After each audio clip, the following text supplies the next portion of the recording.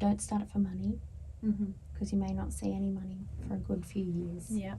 So you need to look past money and Yeah. revenue, because it's going to be a long road until you probably break even and then see success financially. Yeah. So I think the biggest thing when it comes to skincare is understanding it is saturated. What does your product do differently, and how are you going to make it different Yeah. from what's out there? And then understand that it takes a lot of work and you may not see that revenue for quite a long time. So Yeah. what's going to keep you passionate? Do you have that passion?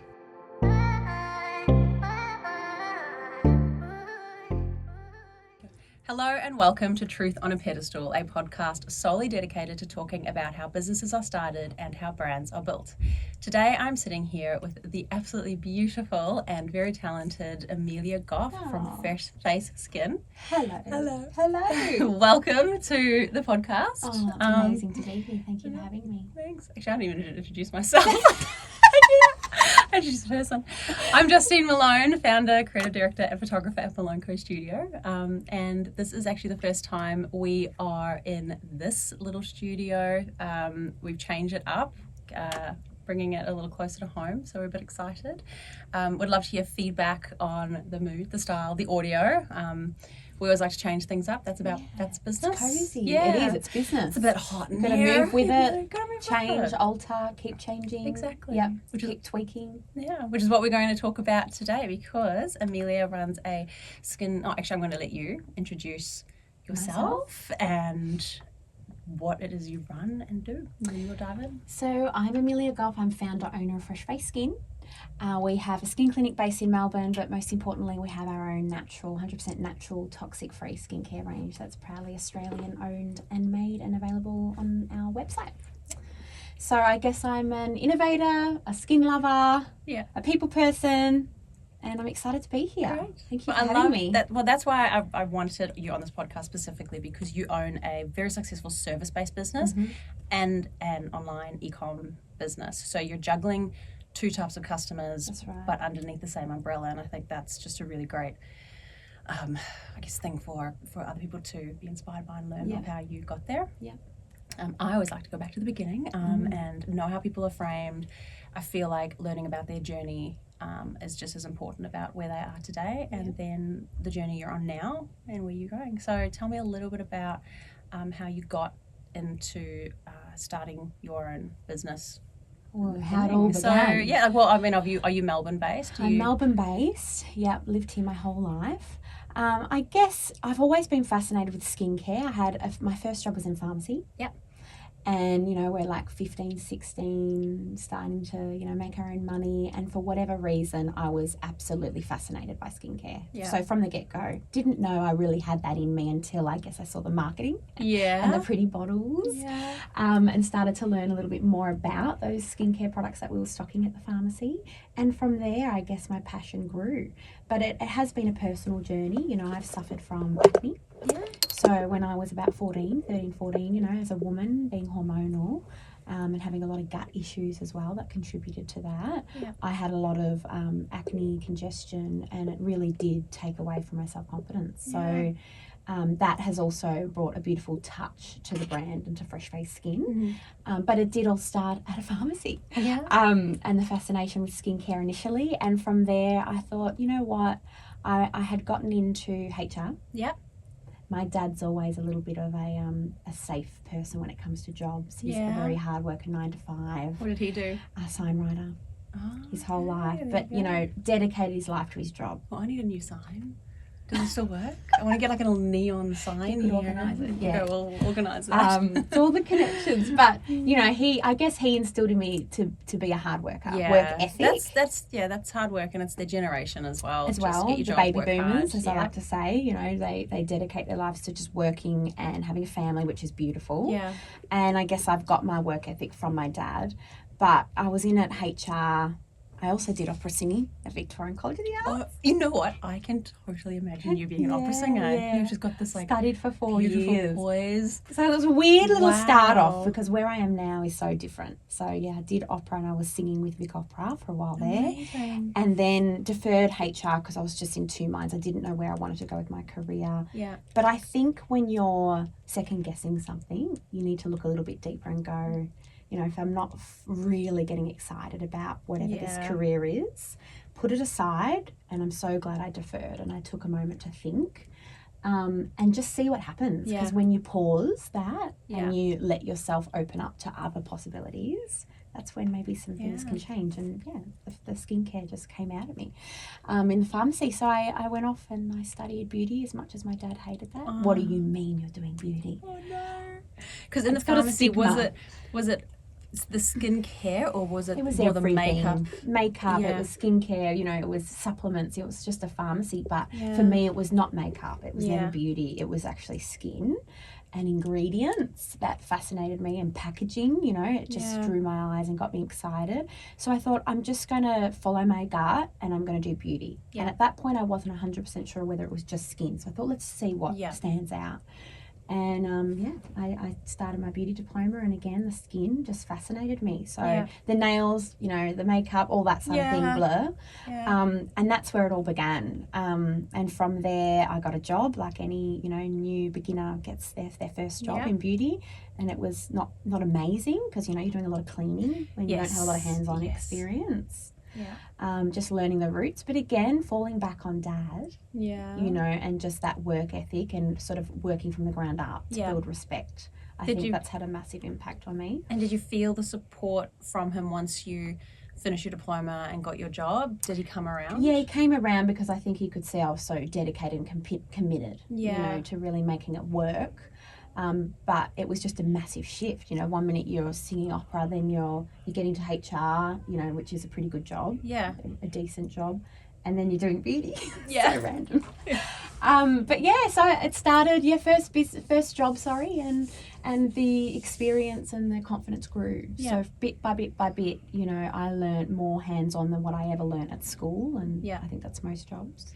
What was the first job like? What were you involved in? It was more of a spa, so it was Okay. really massage, skin, so facials, but more facials that were relaxing. I like to call Okay. them a fluffy sort of facial. Yeah. That's So it relaxing, wasn't spa-like. not medical. No, wasn't clinical, clinical. which yeah. I am now. But it was just, I guess, my first Yeah. job to build on that experience. And from there, I then got poached from a friend who was managing another clinic, and they needed someone a little bit more confident with skin. Yeah. And I'd been with this first job almost 4 years, built up that confidence with facials and skin and products and selling. So she brought me on, and then they needed a trainer. Yeah. So I thought, do you know what? I'm going to put myself through Cert 4 training Yeah. certificate. So I did my training and assessment so that I could really learn how to train different personalities, Yeah. which has come in handy. Because so you were in your first job for 4 years. What did you take from that company and the company culture, the way it all ran, and the bosses there? Beauty has a bit of a stigma, and I hope we're moving away from that within the beauty aesthetic industry, but it can be somewhat bitchy. Yeah. There's a lot of women together, and it does come from the head down, Yeah. and you really need to monitor that. And there's also, it's an appointment-based business. So if you were sick, if you were legitimately sick, you came back to work feeling sick because even your manager was judging you on that sick day. And I thought, so it's taught me, it's so important to have these sort of jobs because it does teach you when you start your own business what you don't want for your staff and your culture. That was one of the main things I felt from you when we met. So to anybody, the way Amelia and I met was on set. Yeah. We worked together all day creating some videos, and your energy, your positivity, I was like, I need to talk to you. Like how you just had this kind of glow about your personality that was so wholesome, and in the beauty industry as well. Yeah, it's like what have you been through to get to that? So it's again, it comes back down to your upbringing, though. You're so right. Yeah. And who molded you to begin in those early stages, but then it's all the experiences that follow. And then after that, I put myself through training while I was working full time. They employed me as trainer for their 3 clinics. Yep. So I sort of then blossomed into this training role, which was skin focused. Yeah. And really enjoyed that. And then thought I really need more cosmeceutical facials because where I was going, there was still that side of fluffy. They were starting to lean on more peels, and I thought, no, I really want to move more towards result-driven skin treatments. And I was training, and I thought I'm going to find a training role in a cosmetic sort of clinic that specialises in these sort of treatments, and I found one, and they had 4 clinics. Yeah. Got the job as area trainer. And again, it just continued to evolve, Yeah. I guess, who I am and what I can offer. So you learn on, like you have to learn as you move jobs. So I don't know. Well, yeah, every job will put you through their own training. Yeah. And depending on how big that job is, so Yeah. both the second and the third job were big franchises, so they had a lot of training behind them, which was great. Yeah. A lot of, ingredient seminars, skincare seminars, and then evolving on that sort of leadership as well in terms of training.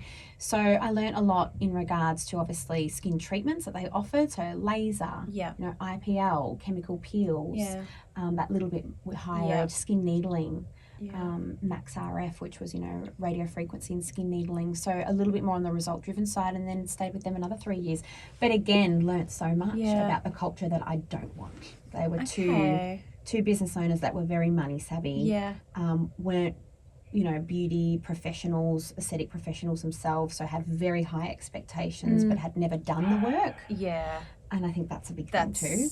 Yeah, I 100% agree. The best people I've ever worked under are the creative directors that have been on the tools and they have worked up. And then I've worked under this one creative director that didn't know how to use anything, and you just feel the difference, and you're just like, you don't understand, I can't just do that. So they haven't lived it. Yeah. And there's somewhat a lack of respect, just naturally. Yeah. Because they're looking down saying, I expect this, I want this, but they've never done it. And until you've, done that yourself and worked through those hustles, then you don't know how hard those things that they're asking you to do can be. It's about compassion. You know, there's no compassion coming from the head. So you need compassion. It's a must. It's massive. Yeah. So again, learnt a lot there, but it was while I was there that I just woke up one day. I'd probably been there almost 3 years, and I thought, I need to start a skincare range. I don't know where it came from. So you started the range while I was working. Before it was you my started side your hustle. Clinic. Okay. Yeah, not many people know I that. thought it was the other way around. A lot of people presume that. Yeah, because you think you start your skincare business, you get it up, you start to create your clientele and sell your products. Okay, so you started a side hustle. I did. Working full time. Yeah. And it came to me because I was so sick and tired of seeing women come in that didn't even know where to start and then being bombarded with like 6 products. Yeah. Number one, not being able to afford them because they were just so highly priced. That's not sustainable long term. And number 2, just being overwhelmed. Someone that's never used anything, and then all of a sudden they're going to a skin clinic and being, recommended 6 products, and they've never even cleansed their skin. Yeah, it's like, let's calm this down. Learn to cleanse and moisturize. And why? And why? Yes, it's education on your own skin, and I guess that training comes through. That training has come through in absolutely everything. Yeah. So I'm so grateful I've done that. But my biggest thing was focus on the why and work with them, build their trust on their skin journey. So, as they see you and you educate them more and more, and they see the results for themselves and they feel it in their self-confidence, they'll start to trust you and they'll want to build on their routine, but you can't force it. So, I thought, let's start a simple and effective skincare range, and I'm very passionate about natural ingredients. So what was your first step to starting that? I was like, what do you do? Yeah. Where do you go? Where do you go? So I Googled, I researched myself, and I thought, okay, number one, I need to find a manufacturer. I need to find someone I can talk to that does, small bulk amounts of product, at least to begin, like a boutique manufacturer. I'm a small business. I didn't have millions of dollars behind me. And did you already know what needed to go into every single product? I love ingredients. Okay. So I had already, that is what excites me. Yeah. New ingredients, what certain plant and fruit extracts do for the skin, how they do that. So I already had like my vision board with every product I wanted and exactly the key ingredients I wanted. And how the ingredients work with each other. Well, of course I didn't. No. Oh, okay. So I just had this idea. I want it to smell like this. I want it to feel like this, look like this, and I want it to do this. And these are the key ingredients as to, how we're going to get those results. Yeah. But how does that work? Yeah, how does one ingredient not cancel on another? Counteract the other, and pH balance for the skin. I'm not a pharmacist. Yeah. So first step was finding the manufacturer, and I had quite a few meetings until I found one that actually really understood my vision. Okay. And I felt comfortable with. Yeah. And it was a family-run business, all Australian. That speaks so highly. So Australian based. Yeah, great. all Aussie. Our whole business is Australian that. made and owned. Yep. And then from there, he had a whole list of formulators. Okay. So again, I did the hard work. I reached out and we caught up for coffee. And again, there was one in particular that stood out that I just loved and got me and got what I wanted from these products. And that started the whole journey of Fresh Face Skin. So did you have a testing phase with skin products? Yeah. So from there, I sat down, we mapped out the first 3 products, what I wanted, what ingredients I wanted, what I wanted them to do. And it was about 4 years. It was quite a long time. Yeah. Just trialing, testing. Yeah. And I was testing on real friends and family, which is I think the best way to do it. And how do you know when they started to work? Because skincare, it's a few months really until you really start to see the change. Did you have any bad reactions? I did. Our Soother treatment, which is by far our hero, it's our oil-based, that is for highly sensitive, well, it's for any skin, but especially, sensitive, barrier impaired. And I had this one friend that had severe psoriasis and eczema, so really inflamed skin, no barrier. And her skin, really reacted initially. So, of course, we had to keep tweaking it. For anyone that's highly reactive, first application, second, third application of a new product can be a lot. But once we got her skin tolerating it and she was like, oh my gosh, it's never felt this good. I'm like, oh, that's severe, that condition. Yeah.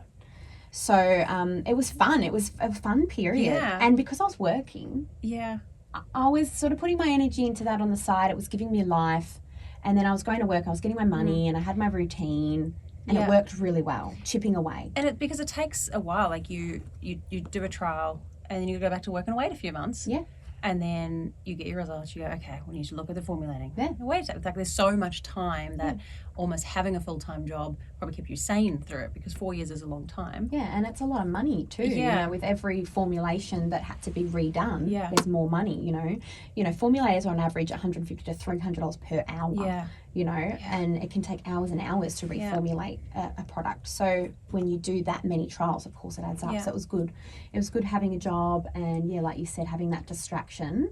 But also it was so exciting knowing that I had my own little concoctions, going on in the background to fulfill my passion. Yeah. Yeah. And did you ever have a phase in that where you just wanted to hurry up or you just thought, oh my gosh, enough is enough, like I'm done? I actually don't think so. When I first launched the first 3, I didn't have a timeline. I didn't have a launch date because it was so new. Yeah. I thought, I actually don't know how long this is going to take for these products. And they need to be 110% right because this is how I'm going to hook people into Fresh Face Skin. Yeah. There is only 3 products. They have to be good. Yeah. And if you get, if you get a couple of bad reviews on your first range of products, you lose so much customer trust. Yeah.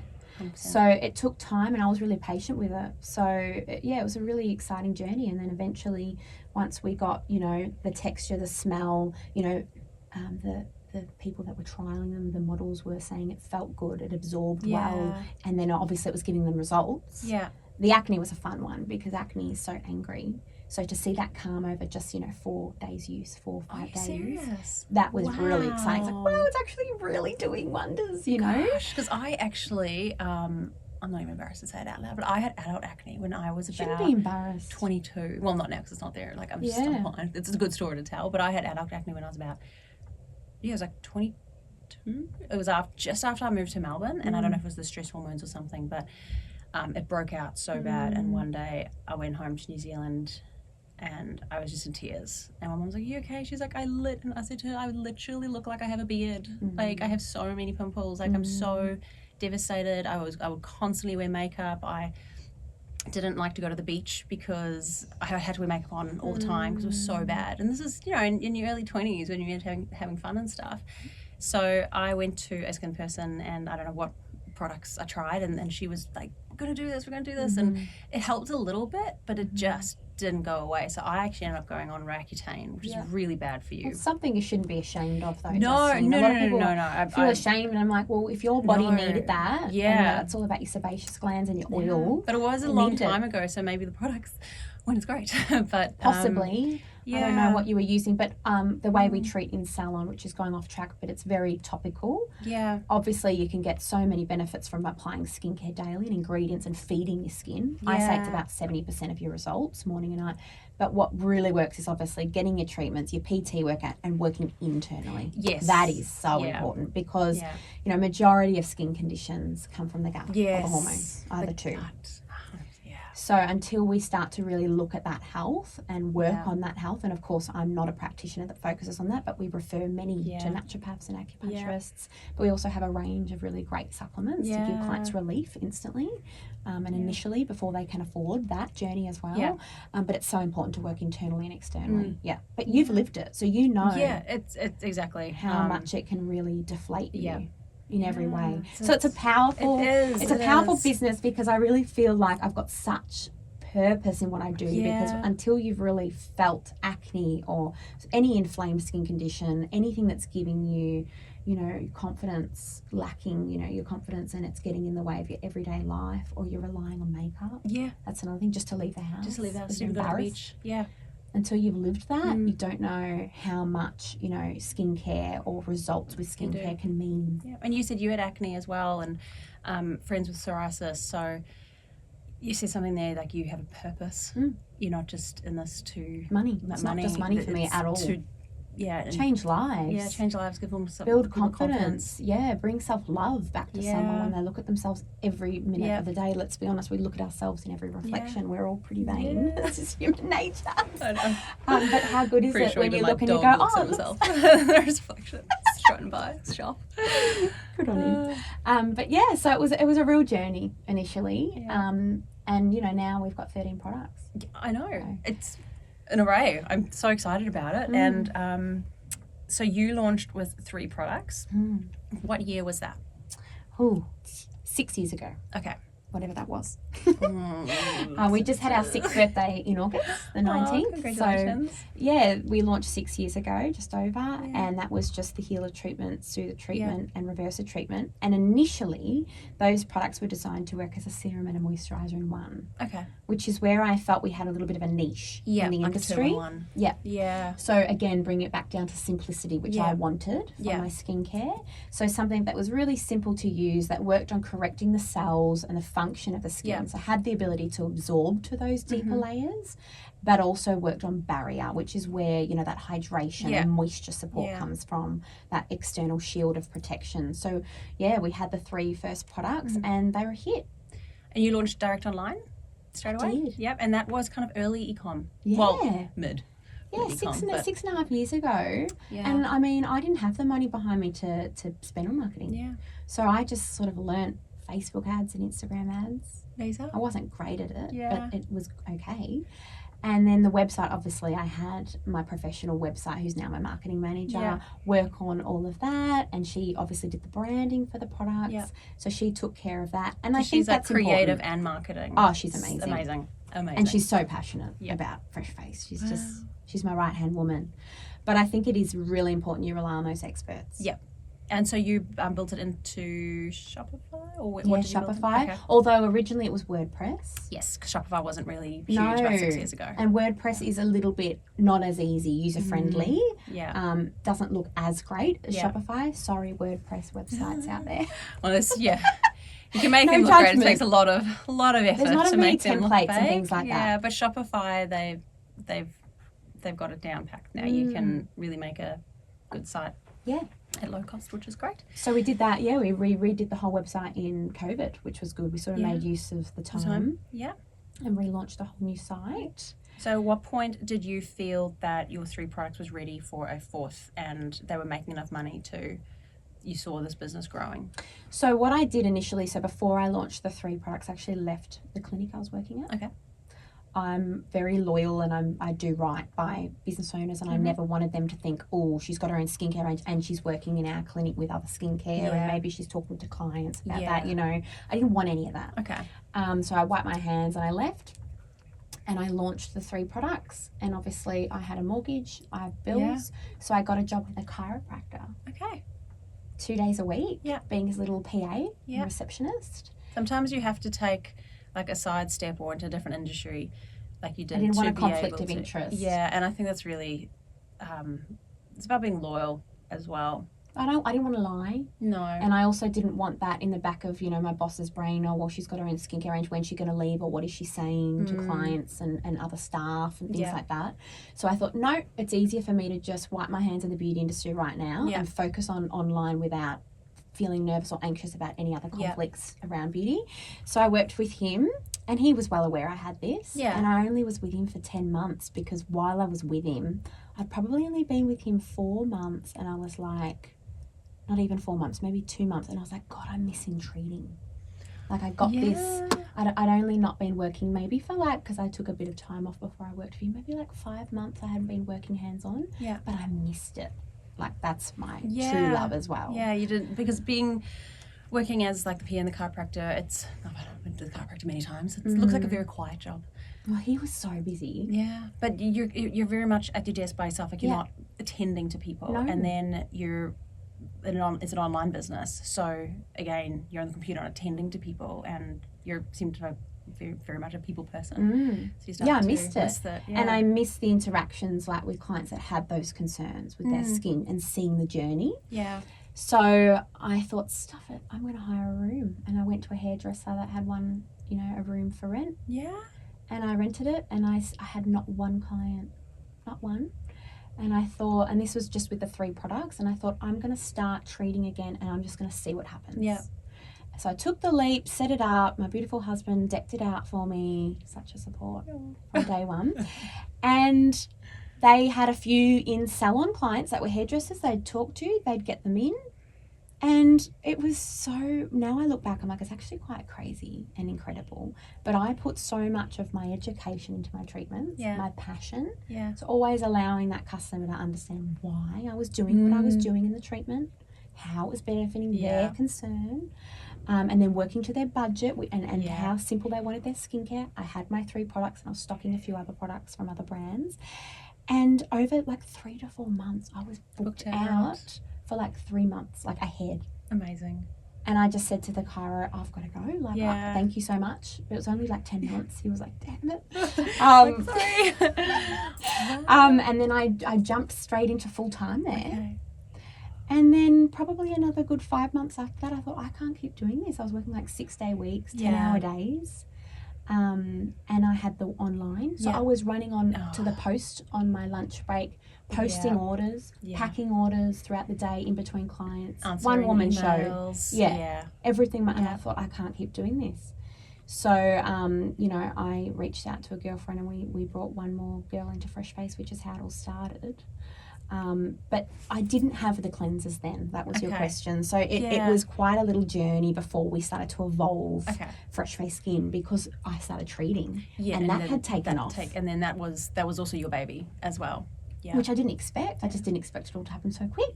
Actually, starting your own business in a service base, so you said you rented a room, and what did you need to set up? Even like, how did people pay you, and did you have a booking system? Again, you have to just be researching and thinking outside the box. But I got a booking system, so a beauty booking system. I got a Commonwealth Bank FPOS machine. You know, I signed up as a sole trader, and then I had to purchase all my equipment, so you know that's more money. You just have to go through the steps, don't you? Of like, what do I need? And then once you start, you keep evolving. They will say, what resource, if you want to get somewhere, great, what are the resources you need to get there? So you need obviously an investment. It had to come from somewhere, and thank God I've got a supportive husband that's like, just do what you need to do, you know, to fulfill you. Even though, you know, we didn't have a lot of money, it was just, let's just make this happen. When did you guys meet? Oh, we've been together like 9 years now. Married for almost 4. Cute. So he met me before Fresh Face. Okay, so he's been on the journey with you the whole time. And now he works, well, he's COO, so he's, you know, it's his baby too. But he definitely took the leap. So, you know, we put our house deposit on Fresh Face Skin. So when I woke up with this idea to bring the skincare brand to life, he was like, let's extend the mortgage. Once I sat with him and he could see how passionate I was, he's like, let's just throw our money into this and see what happens. Well, if you've I read this, I don't know where it was, but becoming resourceful. And if somebody had to say to you, your child has been taken, I need $1 million in like 1 hour. You will find that $1 million, right? Isn't it interesting? It's interesting how you make can it happen. find the money when you need it. Yeah. But if I said to you, oh, I need $1 million, I was like, I don't have $1 million. I could never get it. Yeah. So if it's something you really, really are passionate or love or want. And that purpose. You just become resourceful and you go, actually, we can. So your beautiful husband with support and finding your resources. So you have your clinic and you hired someone. Yeah, so I started... Like hired them on the books or as a contractor? No, on the books. So, and I was in one room. Wow. So I was like, who do I trust? Because obviously when you've built something from nothing and not one client, and I was doing things, you know, my way completely. And there is, I guess this is where it can become hard for business owners that have done a service-based business or started from scratch by themselves. Yeah. It's hard to start passing on things to others and leaning on others. And relying, because it's like it was just you all along. Yeah.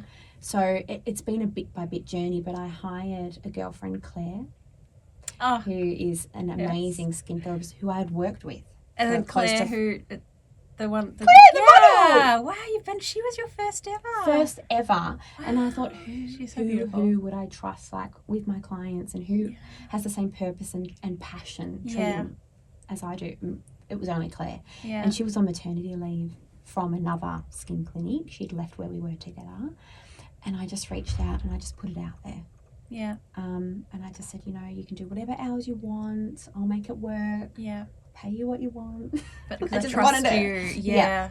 And then she waited a few weeks, and on my birthday she called me and she said, I'm going to come to Fresh Face. And I was like, oh my God, the best birthday present ever. So she only had a babe. She has two under 2. Oh gosh. Had 2 under 2, so they're very close in age. So she had a newborn and a little toddler, and she only wanted one night and one day. Yeah. So it worked out really well. We had a little crossover period on a day where I finished and she worked the night, and she was in on Mondays when I was off. And we did that for probably about 4 or 5 months. Yeah. And that was obviously a transition for clients too, because they were so used to me. Yeah. And she would always be able to eventually pick up more as the kids get older. Yeah, of course. But it was perfect for what she needed then. And clients started to then trust her. Yeah. And it was the hubby. The hubby found a location. And he said, hey, I feel like we're ready for this. I'm like, no, we're not. Well, and he's like, for a clinic. Yeah, clinic. And he's like, I feel like you've outgrown the room. And you know when I was just so happy in my little space. Yeah. But I knew in my gut that, things needed to change because because you were renting a room and there was no lease. Yeah. And we were booked 3 months in advance, but that was the main reason. But it was safe. I knew how secure everything was and it was working. So, he helped me take the leap, and he said, you know, you booked 3 months in advance. We really were fully booked. Yeah. And if I had a cancellation, it would go in like 2 minutes. Yeah. And you weren't even both working at the same time. It was just the room was booked out. The room was booked out, 7 days a week. So we took the leap, and he's a builder, and he helped my dream come to life, and it was 7 weeks before our wedding. Oh, it's madness. It's always the case. You're like, isn't it? Really crazy with one thing, so let's layer it on. But it just opened, and it was so perfect. Yeah, like we just can't leave this. Yeah. So we stripped it, gutted it, and created 5 rooms and an amazing space, which was everything I envisioned. And it's been now, 4 years at the salon, and we've now just extended again. We've got 7 rooms now. We've taken over the space next door and opened it all up. And how many staff do you have now? And now I've got 13.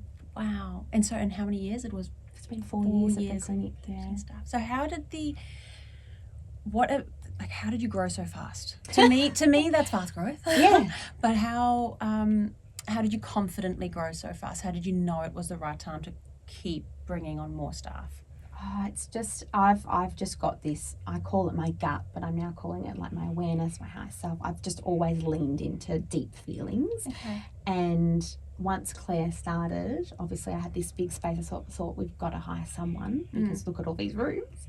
So I found another, and then about 2 months after that, and this is where the training was amazing. Yeah, because you could train everybody. But it was also, all my protocols. I'd created them all, but I also had all this training to fall back on. Yeah. And it was really structured, and I knew personalities, I knew how to adapt, I knew how to, you know, run a training session and make sure that it was being absorbed fully. And yeah, bit by bit, we built and built. Yeah. So we had the one after Claire who was full-time, and then about 3 months after, I put an ad out and I got 2 more at the same time, and I trained them together. And how did you make sure that you were getting enough work? Like enough clients? Well, we were booked so far in advance. Initially, Yeah. it was just amazing because it was like clients all of a sudden had more availability and they were just jumping on it. And then obviously once I got the clinic to 4 other staff, 5 with me, it just kept leveling out. It was like we were so booked back. Yeah. And new clients weren't able to come in. And that it was word the problem. of mouth? Oh, word Yeah. of mouth. And Okay. that's why I say, you know, you can spend all the money you want on marketing, but friends and family will talk. Yeah. And if you have one client, then they tell 3 people, and then those 3 people tell 3 more people. And it why would kinda a just friend or a grows. family lie? You know what No, I mean? Like, and they're also only if gonna the be honest. results show as well. Yeah. So you're obviously doing fantastic work. Yeah. And you're right. Like, when do you see friends? What, every 4-6 weeks And you're like, as an adult? you look amazing. Yeah, what have you been doing? Like, Yeah. and then it's like that, oh, well, I look at myself every day. Does it look that good? Yeah. Oh my gosh, yes. Yeah. Who are you seeing? And then it keeps them Yeah, knowing it's that women this is too, good. you know, we're bubbly and we're I mean, talkative. men could hardly tell a difference if you were or were Yeah. not wearing makeup. Yeah, something's different about you, You're just like, obviously. correct, okay. Yeah, so it's been very intuitive, I have to say. Like, a lot of people, I think, look at me and go, but how? And I'm like, I can't tell you how. I can just tell you that I was smart. I was calculated the whole time. Okay. It's not like I was over hiring Yeah. and not looking at fully booked books. You know, Okay. we needed staff. Yeah. And then bit by bit learning along the way. And obviously for someone that started a business by themselves just from pure love and passion, then you've got to start tweaking your leadership skills. Yeah. Because all of a sudden you've got a team of people that have different personalities Yeah. and perceive things differently. That was a whole nother thing. And do you still treat people, or are you managing the business? I treat for like a half day once a week, and I love it. And that's just enough. It's like, it's my fun time, Yeah.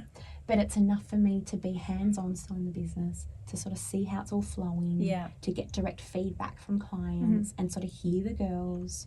You know, it's really important for me to still be hands-on, and I'm very much still in the business. Yeah.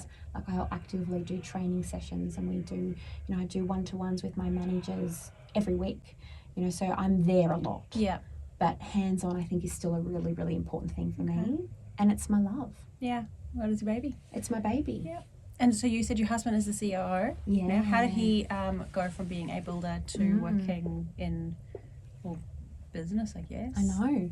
So again, bit by bit. So he obviously, as you get older, your body starts to get sore, and he's coming up to 40, and he'd always been there in the sidelines, sort of watching.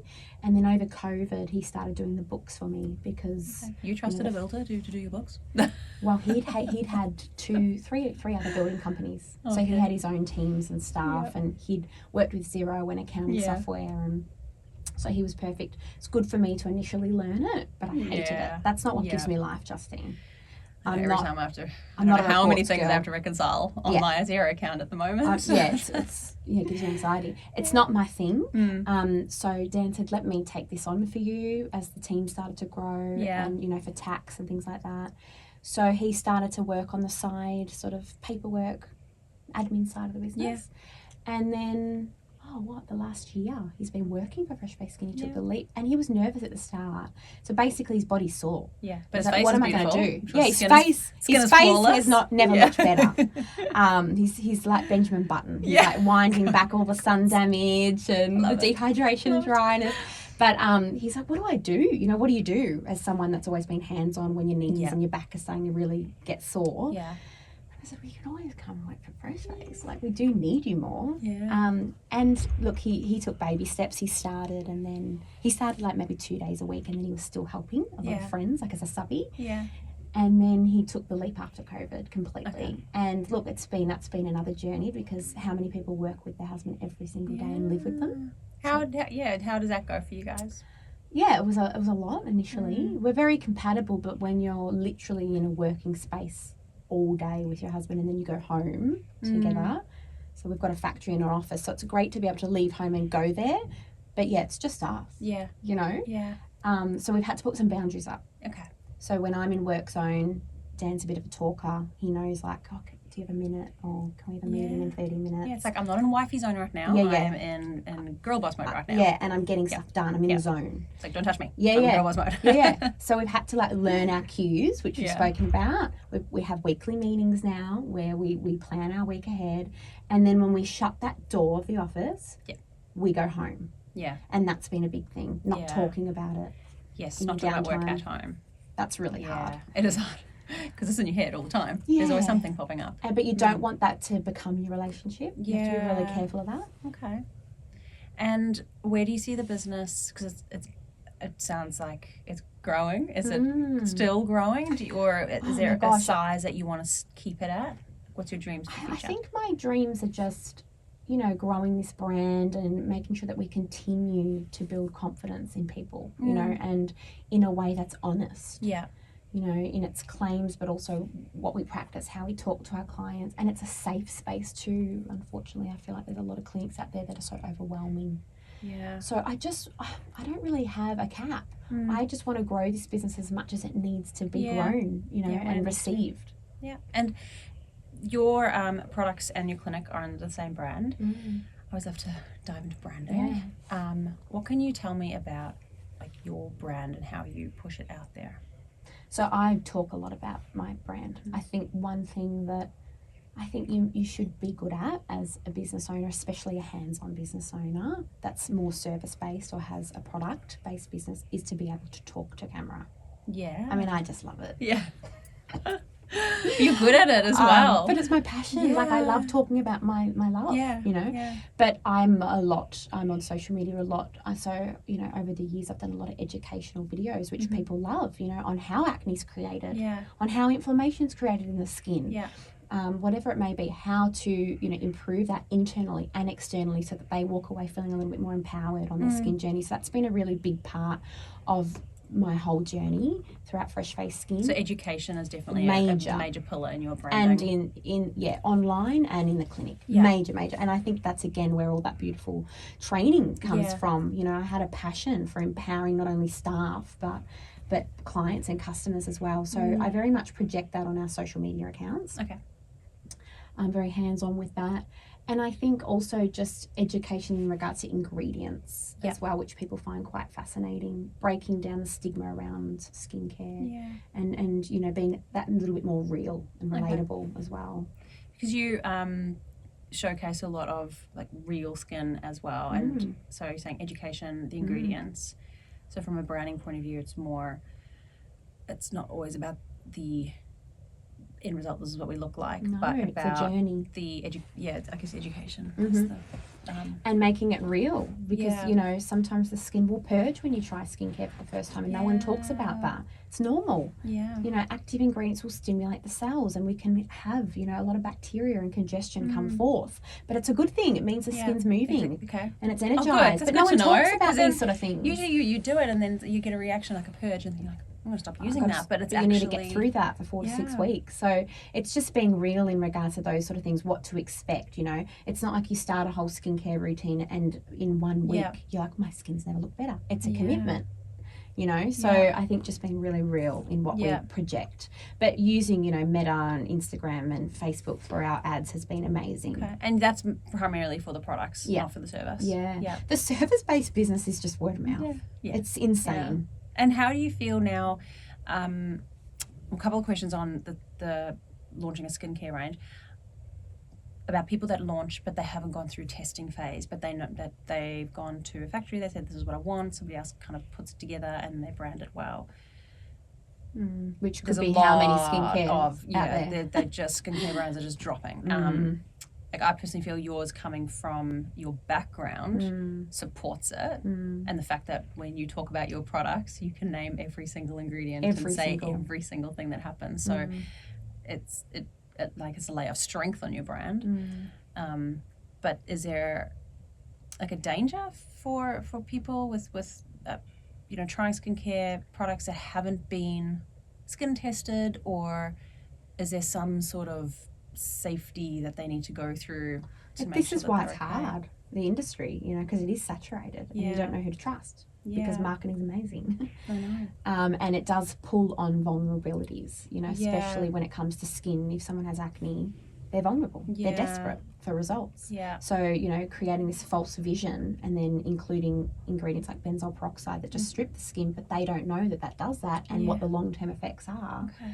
Might be short-term, but long-term, it's mayhem for the barrier and the skin. This is where the problem lies. And I think, unfortunately, there's no really real way to find out, you know, what the testing phase is within a business. You've just got to trust it, don't you? And do your own self-research. Yeah. Get to know what ingredients are and get to know a little bit about the brand and their story. Yeah. You can see if someone's passionate and they love what truly love. Yes, and there's a background. Yeah. But I mean, in Australia, you can't create a product without it having regulations. So everything on the market would have gone through testing phases and is pH balanced to some degree. Or, you know, there's pretty strict regulations there in regards to that sort of stuff, especially professional skincare, not homemade. Yeah.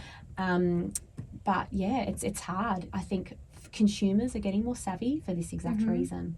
Yeah. You know, they've had their own issues with certain skincare ingredients or products and they're angry and they're researching ingredients and they're becoming more savvy now. So it's really important to know that as a skincare owner.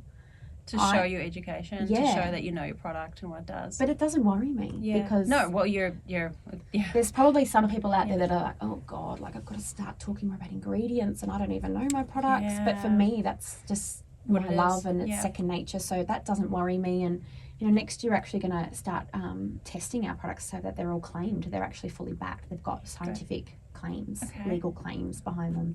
So I'm excited for that because that doesn't happen a lot in Australia. And how do you go about testing that? Well, my formulator's incredible and she's just finished a degree in doing that. So I can now claim our products for certain skin conditions rather than an ingredient claim. Right. So what you'll see in skincare is one ingredient, it may be a peptide that can do this. Yeah. With this percent in this many days, it can improve the skin. Yeah. And that's their own scientific trials on the one ingredient. But what happens when you put 15 other ingredients with it at different percentages?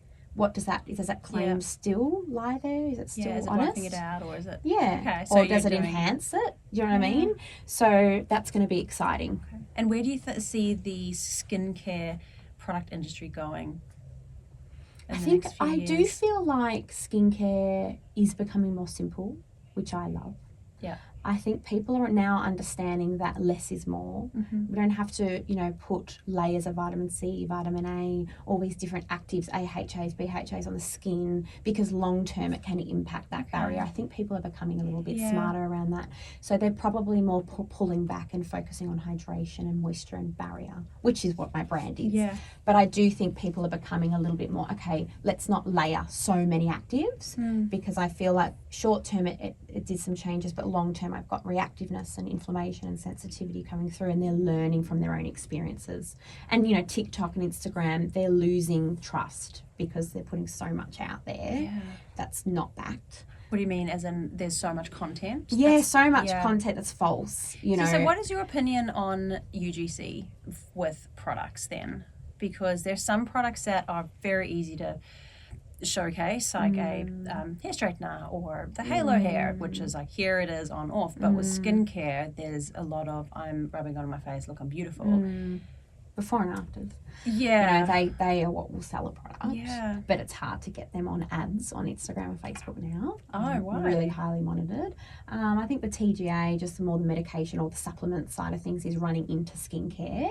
Oh. So they're taken down a lot now. So if you have a side-by-side photo of acne, no acne. With our products, which is our picture, you can't actually pay for that to be promoted.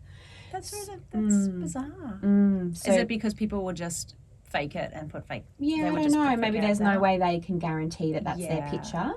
But I think if you see something online and it really pulls you in for whatever reason, go onto the website. Yeah. Look at the reviews. Yeah. Look at the before and afters. Look at their story. Look at their ingredients, and then make up your own mind. Yeah. And what tips do you have? I'm going to go down an avenue of tips for people. What tips do you have? What have you learned from trying to sell skincare on your website? Oh, well, I've always been transparent. You know, for some people, when I launched the website, I had feedback saying, you know, there's a lot of information. Obviously, it's really compact. You can choose to read more or less. But I have, since day one, wanted to be as transparent with our ingredient listing as possible. So in Nature's Benefits, it rolls down 20 ingredients with a really good spiel as to what that ingredient will do for your skin. Oh, my little light went out. Oh no! But I have found that the more transparent and honest you are on your website, the more, I guess, trust you'll have from your clients, and that's always what I've put out there. But also being quite easy to understand, so you don't want to overwhelm someone with a whole page of information. You know, compact it so it's easy to press if they and actually explore if they want to explore. But if they don't, and there's a lot of savvy clients out there that aren't readers, that don't like to research, it's quite easy and simple to look at. Do you know what I mean? Yeah, it's the information's there. If you need it. Like a toggle that drops down and then it's all but it's there. clean. But it's not overwhelming. Yeah, it's not all in your face. Yeah. And with new products all coming out, how do you, I guess, manage the quantities with the production line? How do you know when to order new ones and your like the sales? Like, how do you track that online? So obviously initially it was small little batches, and just see how it goes. But now we have a really good understanding through our clinic reports and our online of what products are our highest selling, how much we go through per month. And this is an amazing thing about having someone that's in charge of all this. Dan, you know, is obviously operations officer, so he does all the manufacturing side of things. He deals with the manufacturers now. He does the stock take. He rotates the stock. So we always know when we get to a point, and we know what our point is to reorder. Yeah. And I think it's also getting to know your manufacturer, the people that you rely on, and how long they take. Yeah. How long do they take? How long does yours take? Well, you know, they'll say 6 to 8 weeks. God love them, but you always add 3 to 4 weeks onto that. Okay. So you're always looking at 2 to 3 months. Yeah, you learn these things along the way. Yeah. For your bulk. When you know your bulk. Do you know what I mean? Yeah. You know your top sellers. You know probably your normal amount, and of course that's gone up dramatically since we started. But it is something you need to keep on top of. Yeah. And how has the production costs gone up since you started? They have gone up quite a bit since COVID and everything. Yeah. Understandably. Yeah. You know, life is going up. Everything's expensive now, so wages are going up, which means, you know, everything else goes up as a business owner on what you're paying. So, yeah, everything's gone up slightly. We've only done, I think, 1 pay increase since we started Fresh Face Skin, and they are really affordable. Yeah. And I've always wanted them to be affordable. Yeah. But there is that catch-22 where you're like, well, I still need to be supporting my business and being able to grow my business, and that is a financial thing. So, at the back of my mind, there's always keeping it really fair with the markup. But, of course, we have to review that like every 12 or so months, just make sure that we're still bringing enough money to be successful and to keep giving our customers what they want. Yeah. Have you noticed, with everything going up in the last few months, have you noticed a decrease in sales or in your services a little bit? Service-wise, we've seen more of a push out. So let's say people are coming every 4 weeks for more of a correction treatment. So they're working on, say, acne. They're pushing it out to 6. Yeah. That's what we're finding. I feel like, I wonder if your industry is, I should know this from my business degree, an economic forecaster, is that what they're calling? So when people start to then push it back to 4 weeks, does that mean like, oh, okay, great, the economy is back, starting to improve again? Yeah, well, it is interesting because when interest rates were paused, we got another influx of clients, like new clients and things like that. So it hadn't hit them yet. Yeah, so it's interesting. People, I mean, beauty in general is something we probably don't prioritise if the budget doesn't provide. However, skin. Exactly. It's not like, oh, I need that other lipstick. It's skin. No. It's something I wonder if people really push. And it's nowadays, really interesting especially. because, we have seen even throughout all of COVID, but, you know, even right now, we still have clients come in and say, I budget for my facial every 6 weeks. Because for me, it gives me confidence every day, makes me feel good. I don't wear makeup, so I'm not spending money on makeup, you know, all these other things. And it's the only thing I do for myself, you know, for my mental, physical, emotional health. So it's interesting hearing how, you know, the confidence side of thing really comes into play when, even if you don't have money, you'll find that because you know what it does for you. You will find the money. You'll get the resources. So even though it's an oversaturated market, it seems like a safe industry. I feel like beauty, I think, like I said earlier, people are vain. Yeah. And not just vain, we want to feel good.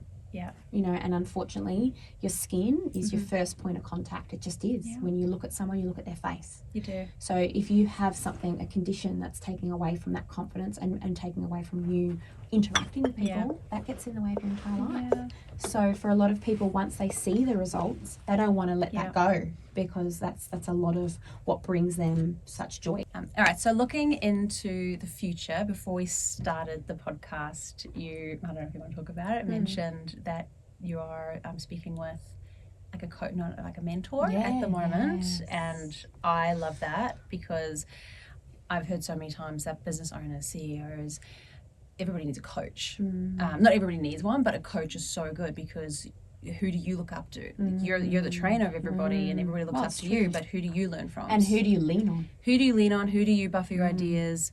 And what can a coach do for somebody who is running sort of two different businesses? So what kind of advice can you give for having a mentor?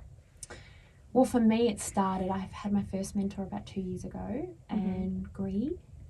And she was amazing, because for me, coming into this business and growing so quickly, staff-wise, leadership was a really big thing that was taking away from my passion and purpose. So for me, being a very emotional, passionate woman, and that only has ever had to rely on myself, having a team that I then had to lead and guide was a struggle. And it really was. It was hard. It was so many different personalities, and you know what you want to project, but at times it can be difficult, because this is my baby, you know, and I probably was too emotional and too reactive, and I knew that, and I knew I needed to seek some help to have some guidance around leadership. So she really focused on leadership and growth of the business, but more so leadership for me is where we really focused on for a good year and a bit. It takes a long time, and I'm still learning leadership skills.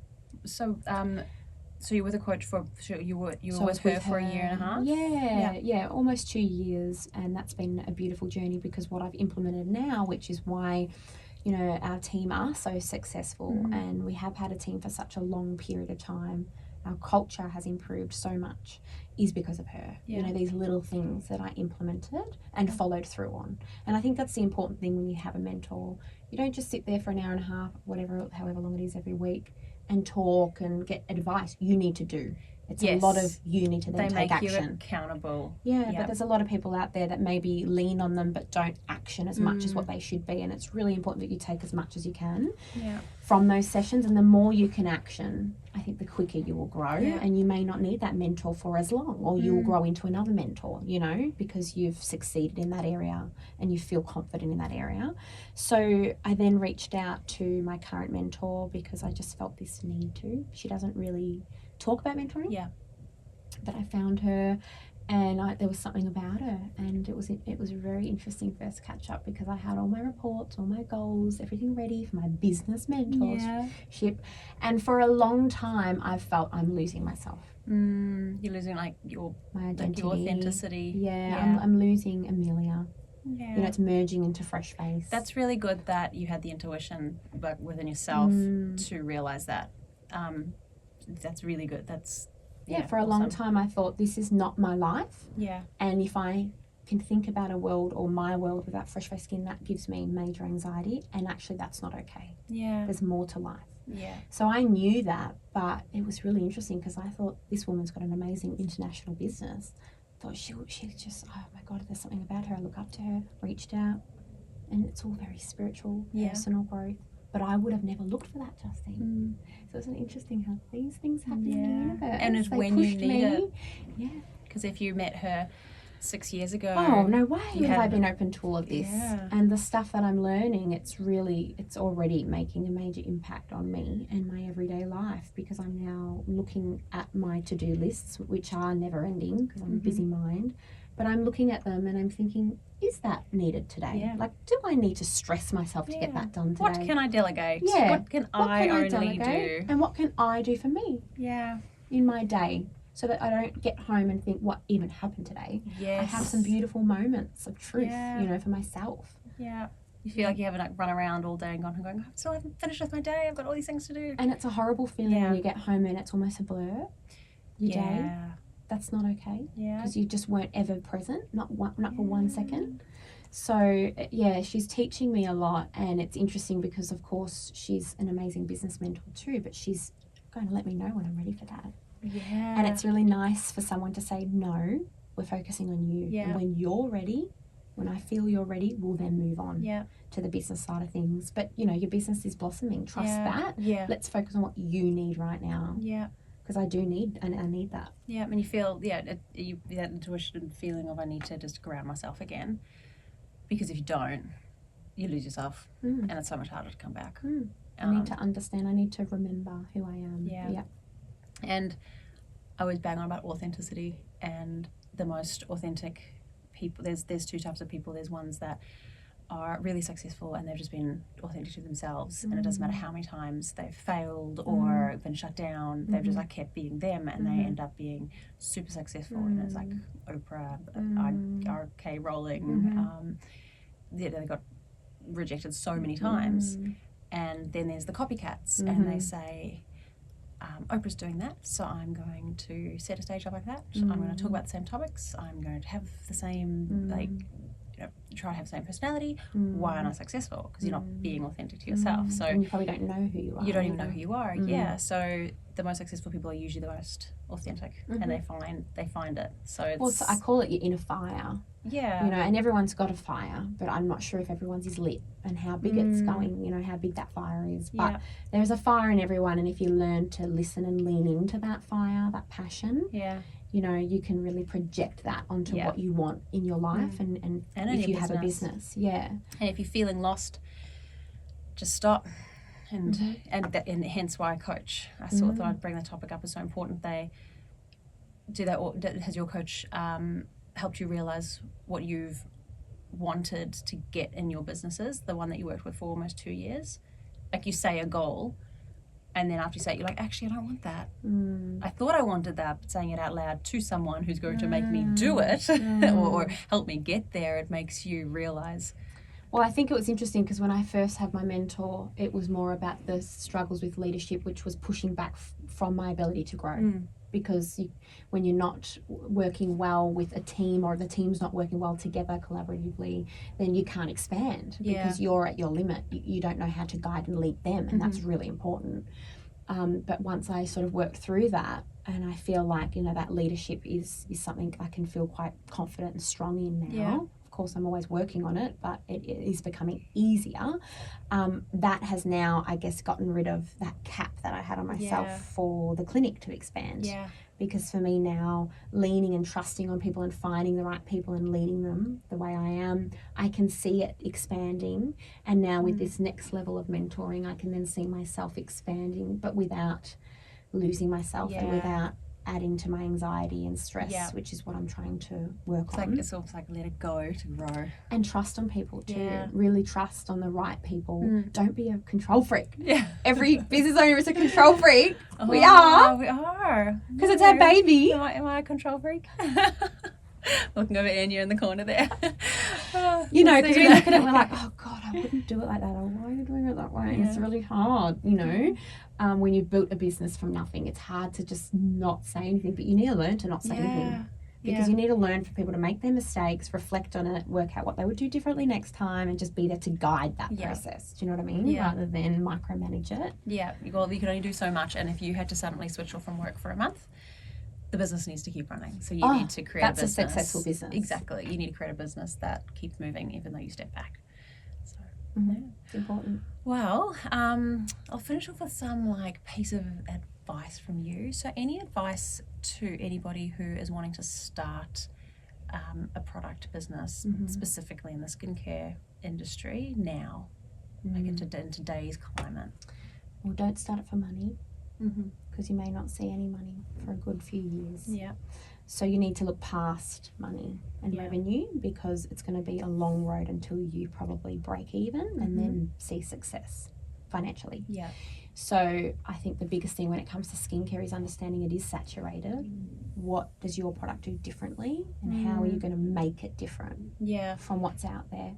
And then understand that it takes a lot of work and you may not see that revenue for quite a long time. So Yeah. what's going to keep you passionate? Do you have Yeah. that passion And to the get you care through? and the love. Yeah, to get you through those years and years of Mhm. pushback, you know, and hard work, and you know, probably naturally comparing yourself to other skincare brands. You know, you need to have that in you to fall back on, because it may not be as successful as what you think for a while. Okay. Mm. And then in a service-based industry, if somebody is like, that is got one, like they're themselves, like you, and they've got one person, two people, but that next step to really expand into sort of the size you are, Mm-hmm. what advice do you have there? I definitely think it's worthwhile, if you haven't, you know, looking at doing some training courses of some sort, you know, even if it's just understanding personalities and how they learn. Okay. Because if you want to grow what you do, you need to, number one, be able to teach that and project it, and for people to actually truly understand it and get excited about it as well. So I think just finding the right people, but then being confident enough to teach them and trust them, you know, to teach them exactly what you know, what you do, so that they can, you know, grow and feel more confident on their own journey in the profession. Because you're in a way trying to, I'm going to say it, but it doesn't, you're trying to duplicate yourself and your services. Well, definitely initially you are. Yeah, because in the beginning you're one person and you have this clientele that come to you for your personality, your skills, and then you suddenly say, this is someone else. And so it's hard for clients too. Yeah, they're like, what do you mean? Yeah, because they've got a connection to you. Yeah, so it's about kind of having the same values and the way that like you deal with the clients. And you know, for me, I had to break initially away from being, you know, of course I had my own business that I built by myself with clients, so you get a personal connection. Yeah. But I have broken away from that. So it's because it's about the skin. It's about educating about the skin. You're not your client's best friend, you know, because then they're coming to the clinic for the wrong reasons. You're here for the experience, for the service, the journey that you provide, and just make sure that when they're here, you are adding to that experience and that service, and not taking away from it, you know, adding your personal touch and your life story, because it does mingle away, and that's where it can get hard, I think, passing it on to someone else. So disconnect yourself from the business. A little bit, and just focus on the purpose and the vision, and you know, and whatever it is that your business is providing, focus on those protocols. Yeah, love it. Anything else that you would like to add to our beautiful podcast? And I just realised I haven't even delved into your childhood and your high school years, which I usually do, but I felt we had so many things to talk about with product and service. But is there anything I'd like to... you just start with that. But I really don't. It's been a pleasure. Yeah. Great. I hope you guys have enjoyed us. Great. Well, again, this is the first time that we have set up this scenario in our cozy new little space. It is that cozy. Will have a little neon sign next time. So I know it's cozy. Pink? Gets a bit hot on you. I'm thinking pink. Pink, cute. Yellow. Yeah. I think pink is or yellow. I don't know. I suppose yellow is bad on the skin, so pink. But yes. So thank you so much for being our test bunny in our cozy hot box. Thank you so much for having me. Yeah, great. Thank you. So with Amelia Goff from Fresh Face Skin, and I am Justine Malone from Malone Co Studio and Truth on a Pedestal. Thank you, Justine. Thanks. There you go.